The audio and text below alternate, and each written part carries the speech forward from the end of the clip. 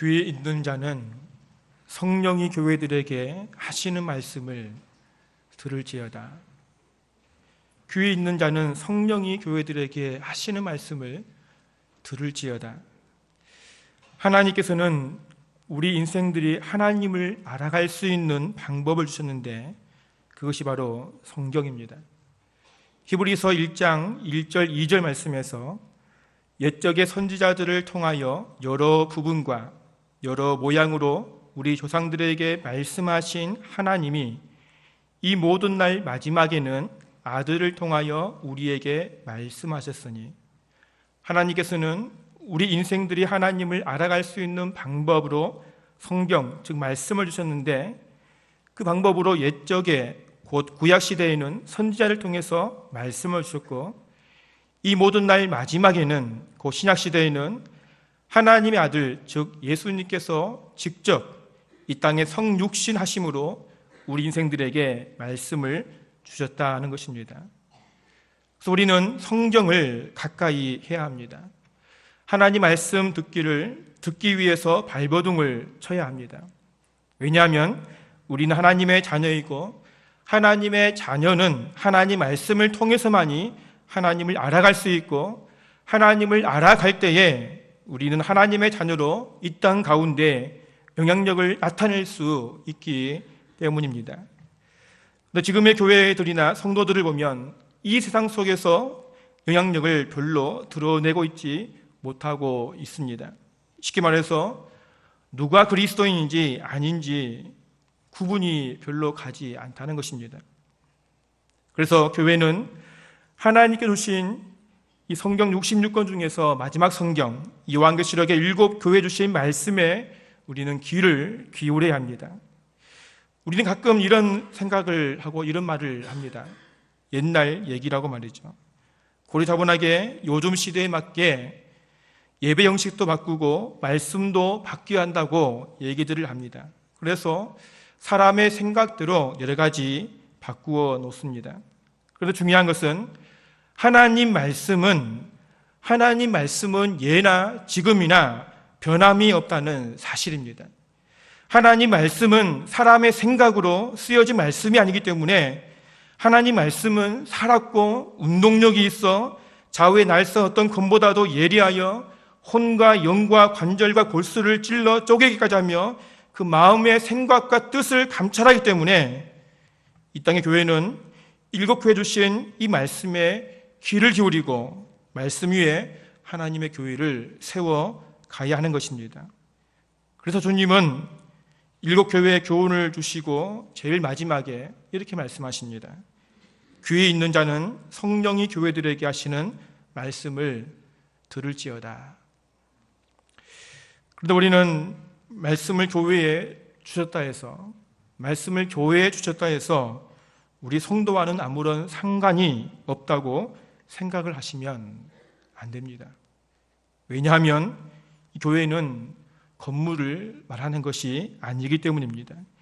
교회는 예수를 나의 구주로 고백하는 무리들의 모임이 곧 성도가 교회이기 때문입니다. 그래서 우리 성도들은 하나님 말씀에 귀를 기울여야 하는 것입니다.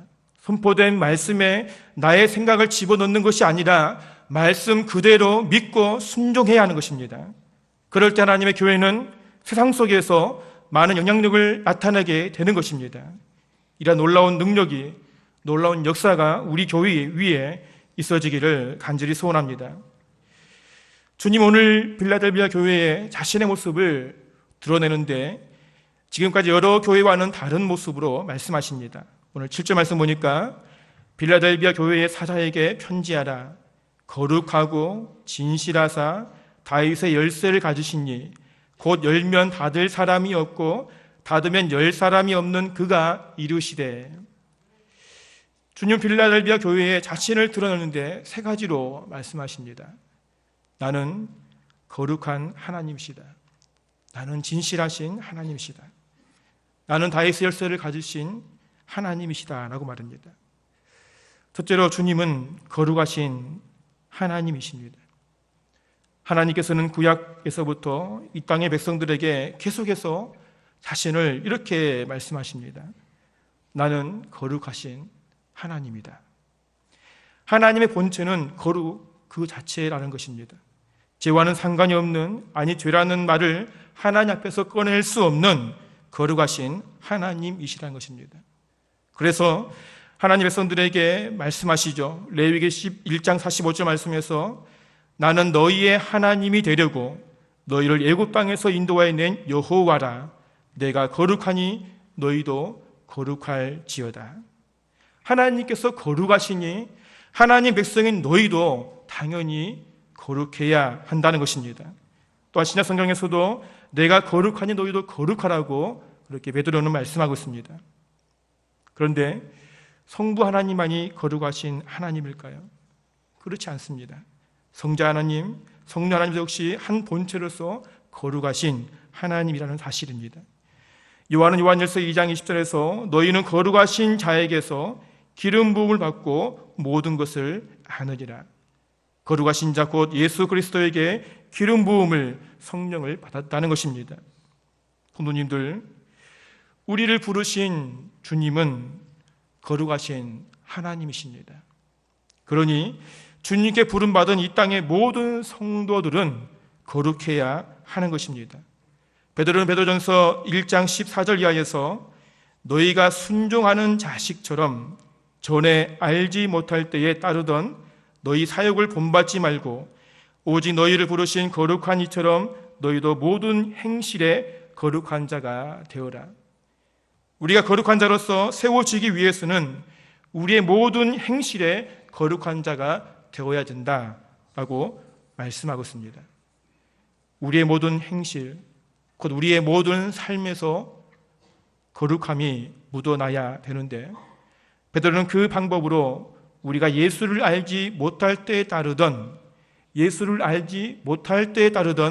너희 사역을 본받지 말라 이렇게 말씀하십니다. 우리는 예수님에 대한 지식이 없을 때에 어떻게 했습니까? 우리 속에서 나오는 충동에 사로잡혀 살아왔습니다. 욕망에 이끌리는 대로 살아왔다는 것입니다. 나의 사리 사역을 채우기 위해서 옆을 돌아보지 않고 앞만 보고 살아왔다는 것입니다. 그래서 나도 모르게 죄와 짝하며 살아왔다는 것입니다. 이러한 모습이 내가 예수를 믿기 전의 모습, 예수님을 알기 전의 모습이라는 것입니다. 그러나 이제 예수 그리스도를 안 자로서 주님의 부르심을 입어 영적 생명을 소유한 그리스도인으로서 과거의 욕망에 사로잡힌 삶을 버려야 한다는 것입니다. 그러기 위해서 우리의 욕심을 버려야 합니다. 내가 지금 가고 있는 길이 인간의 욕심을 따라가는 길이면 그게 무엇이든 우리는 포기해야 하는 것입니다. 그래야만 우리의 영이 살고 거룩한 자로 하나님 앞에 세워져 가는 것입니다. 두 번째로 주님은 진실하신 하나님이십니다. 여기서 진실하다는 것은 거짓이 없는 그런 참이라는 의미보다는 불완전함의 반대인 완전의 의미를 가지고 있습니다. 다시 말하면 주님께서는 진실하신 하나님이라는 것은 하나님의 구원 계획을 완벽하게 수행하신 완전하신 하나님이라는 것입니다. 세 번째로 다윗의 열쇠를 가지신 하나님이십니다. 다윗의 열쇠를 가지시니 이사야 22장 15절에 나오는 말씀을 근거해 주신 말씀입니다. 하나님께서 hilki야의 아들 엘리야김에게 이 다윗의 열쇠를 맡겨 다윗의 집 전체를 관리하게 하신 것처럼 주님께서 다윗의 집 곧 하나님 나라를 다스리고 관리하는 열쇠를 소유해서 하나님 나라에 들어가는 자와 들어가지 못할 자를 결정하신다는 것입니다. 그래서 하나님 나라의 관리자이신 주님께서 천국문을 열면 닫을 사람이 없고 닫으면 열 사람이 없다라고 말씀하고 있습니다. 결국 정말의 하나님 나라의 주권자는 곧 예수 그리스도라는 것입니다. 이렇게 주님은 자신을 거룩하신 하나님으로, 진실하신 하나님으로, 그리고 다윗의 열쇠를 가지신 하나님으로 말씀하시면서 정말의 하나님 나라의 주권자임을 우리에게 말씀하고 있습니다. 하나님 나라의 주권자이신 주님 앞에 부끄럽지 않는 믿음을 온전히 세워가시기를 바랍니다. 이렇게 하나님 나라의 주권자이신 주님께서 오늘 8절에 내가 빌라델비아 교회를 위해서 열린 문을 두었다라고 말씀하십니다. 하나님 나라에 들어가는 문을 열어두었다는 것입니다. 다시 말하면 빌라델비아 교회의 성도들이 종말에 하나님 나라에 들어갈 거룩한 백성들이 되었다는 것을 주님이 선포하고 있는 것입니다. 요한계시록 3장 5절에서 주님께서 4대 교회 성도들이 믿음으로 승리할 때에 내가 하나님과 천사들 앞에서 너희의 이름을 불러 시인하겠다 말씀하신 것처럼 주님은 빌라델비아 교회 성도들의 승리를 하나님과 천사들 앞에서 시인하신다는 것입니다. 그들의 믿음을 인정해 주신다는 것입니다. 그러면 주님께서는 이 빌라델비아 교회에 무엇을 보시고 이들 앞에 하나님 나라에 들어올 문을 열어두신 것일까요? 그것은 8절 중반에 보니까 내가 작은 능력을 가지고서도 내 말을 지키며 내 이름을 배반하지 아니하였다는 것입니다. 주님께서 바라보시는 빌라델비아 교회의 능력은 어떻습니까? 큰 능력을 가졌다고 말씀하지 않습니다. 작은 능력을 가졌다 이렇게 말씀하십니다. 작은 능력이라는 것은 이 빌라델비아 교회가 그 지역 사회에 인간적으로 드러낼 만한 것이 아주 미약하다는 것입니다. 쉽게 말해서 성도의 수가 너무 적거나 아니면 성도들의 그런 사회적 지위가 하층민으로 구성되어 있어서 세상 사람들은 이들에게 전혀 관심을 두지 않는다는 것입니다. 별 볼일 없다는 것입니다. 그런데 주님께서 이들의 능력을 크게 인정해 주신 것입니다. 주님께서는 이들의 적은 능력을 가지고 그 지역의 말과 행동을 행할 때에 다른 사람들에게 크게 영향력을 주었다는 것을 보고 아신다는 것입니다. 이들의 말 한마디에 권세가 있었고 이들의 행동 하나에 그 지역 사람들의 마음을 움직였다는 것입니다. 그러면 이 적은 능력을 가진 빌라델비아 교회의 성도들은 무엇으로 이러한 능력을 나타내어서 주님께서 이들 앞에 천국에 들어갈 문을 열어두시게 하셨습니까? 그것은 주님의 말을 지키고 주님의 이름을 배반하지 않았다는 것입니다. 성도님들, 이것은 단순히 빌라델비아 교회 성도들이 주님 말씀에 순종하였다는 것이 아닙니다. 여기서 지켰다는 것은 이 교회 성도들이 예수의 이름을 믿음으로 당하는 수많은 고난과 고통과 시련 속에서도 끝까지 약속의 말씀을 붙잡고 예수의 이름을 배반하지 않았다는 것입니다. 이 땅에서 하나님 말씀으로 살아가기가 참으로 힘이 듭니다. 많은 사람들 앞에서 예수의 이름을 시인하기가 참으로 어렵습니다. 세상 사람들 앞에서 예수의 이름을 시인함에 따라서 다가오는 수많은 고통과 환난을 생각하면 그리 쉽지 않다는 것입니다. 이것을 이기기 위해서는 많은 인내가 필요하다는 것이죠. 이 교회 성도들도 마찬가지였습니다. 나는 예수 믿는 사람이요 라고 말을 함을 통해서 당하는 수많은 고통을 하나님 나라를 소망하면서 끝까지 인내하며 지켰던 것입니다. 예수를 위해서 다가온 환난을 당할 때에 나와 함께하는 사람이 없고 주님도 멀리 계시는 것처럼 보여집니다. 그런데 오늘 주님께서 이렇게 말씀하십니다. 오늘 10절 말씀에서 네가 나의 인내의 말씀을 지켰은즉 내가 또한 너를 지켜 시험의 때를 면하게 하겠다라고 말입니다. 주님은 이 빌라델비아 교회의 성도들이 주님께서 보여주신 그 인내의 말씀을 이 적은 능력을 가지고 지키고 있음을 주님께서는 보았다는 것입니다. 그들이 예수의 이름으로 당하는 고난을 보았다는 것이죠. 예수의 이름 때문에 많은 어려움을 당한 것을 보았다는 것입니다. 목숨의 위협을 느끼면서도 끝까지 인내하며 주의 말씀을 붙잡고 주님을 부인하지 않는 그들의 믿음을 보시고 주님께서 이들을 지켜 주었다는 것입니다. 그래서 주님은 예수의 이름을 시인함으로 고통당하는 성도를 멀리서 바라보고 계시는 것이 아니라 성도가 고통당하고 있는 그곳에 찾아오셔서 함께 하시고 성도의 믿음을 지켜주셨다는 것입니다. 성도로서 예수의 이름을 시인함으로 고통을 당하고 있습니까? 주님 우리에게 두려워하지 말라고 말씀하십니다. 주님이 그곳에 함께 계셔서 나를 붙들고 나를 지켜줄 줄로 믿으시기 바랍니다. 홍해 앞에서 애국 군사들에게 고통을 당하는 백성들과 하나님께서는 구름 기둥으로 함께 하셨습니다. 그 하나님께서 바람을 일으켜서 홍해 바다를 가르시고 바다에 길을 내셔서 백성들로 하여금 바다를 건너가게 하셨습니다. 그런데 더 놀라운 것은 앞서가신 이 구름 기둥이 이스라엘 백성 뒤로 와서 하나님이 친히 애국 군사와 직접 싸우시고 백성들을 지켜주셨다는 사실입니다. 이만희 하나님께서는 오늘 우리와도 함께 하셔서 우리의 믿음을 지켜주실 줄로 믿습니다. 이렇게 주님께서는 빌라델비아 교회 성도들의 이 적은 능력으로 말씀을 따라 인내하며 자신의 믿음을 지킨 성도들에게 아주 놀라운 약속을 하시는데, 오늘 10절 하반절에 보니까 장차 온 세상에 임하여 땅에 거하는 자들을 시험하는 시험을 면하게 해주신다는 것입니다. 이것은 요한계시록 13장에 나오는 이 적그리스도가 통치하는 대환란의 때에 주님의 보호하심으로 빌라델비아 교회가 시험의 때를 면하게 해주신다는 말씀입니다. 무슨 말입니까? 주님께서 이 교회 성도들만 환란을 당하지 않게 해주신다고 말씀하시는 것입니까? 그렇지 않습니다. 이것은 큰 환란 속에서 성도들을 하나님께서 보호해 주신다는 것입니다.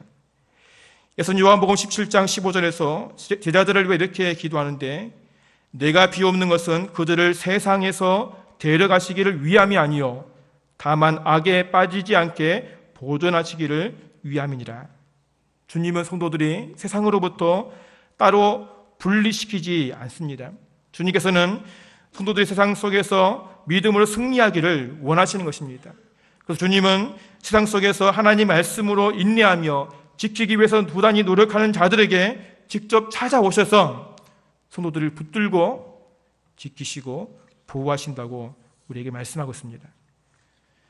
베드로전서 1장 5절 말씀에서 너희는 말세에 나타내기로 예비하신 구원을 얻기 위하여 믿음으로 말미암아 하나님의 능력으로 보호하심을 받았느니라, 이렇게 말씀하십니다. 하나님께서 허락하실 이 천국을 소망하며 믿음을 지키기 위해 몸부림치는 성도들을 하나님은 지켜 보호하신다, 이렇게 말씀하고 있는 것입니다. 우리 성도가 세상 속에서 승리하는 길은 우리의 능력으로 승리할 수가 없습니다. 주님의 보호하심이 있기에 우리는 승리의 길을 걸어갈 수 있는 것입니다. 그래서 우리는 주님이 이 땅에 다시 오실 때까지 끝까지 말씀만을 굳건히 붙잡고 하나님의 손길을 통해서 승리의 길을 걸어가야 되는 것입니다. 주님께서는 빌라델비아 교회 성도들에게 오늘 11절에서 주님께서 너희에게 허락하신 멸관을 빼앗지 못하게 네가 가진 것 곧 주의 말씀을 굳게 붙잡으라고 권면하고 있습니다. 그럴 때 주님께서는 승리한 빌라델비아 교회 성도들을 새롭게 임할 새 예루살렘 성전의 기둥을 세우시고 이 기둥 위에 하나님의 이름과 예수님의 이름을 기록하신다고 약속하십니다. 이는 믿음으로 승리한 성도들에게 하나의 나라의 시민권자로 세워주신다는 것입니다. 빌라델비아 교회는 참으로 적은 능력을 가진 교회였습니다. 이들의 모습은 참으로 초라해 보였습니다. 그러나 그들의 믿음은 대장부였습니다. 자신의 모습이 아무리 초라해도 믿음만큼만은 절대로 양보하지 않았습니다. 오직 예수만이 생명임을 믿고 예수 십자가 보혈로 새롭게 세워진 거룩함을 이루어 가기 위해서 말씀을 붙잡고 몸부림쳤던 것입니다. 그런데 그러한 모습을 우리 주님께서는 다 보셨다는 것입니다. 그리고 그것을 보신 주님께서는 친히 찾아오셔서 사랑하는 성도들을 붙잡아 주시고 지켜주셔서 결국 적은 능력으로 승리하게 해주신 것입니다. 더 나아가서는 하나님 나라의 시민권자로 세워주셔서 주님 나라에 들어갈 수 있도록 문을 활짝 열어주셨다라고 말씀하십니다. 우리 또한 믿음으로 주님만을 붙잡고 나가기를 원합니다. 우리의 모습은 정말 초라합니다.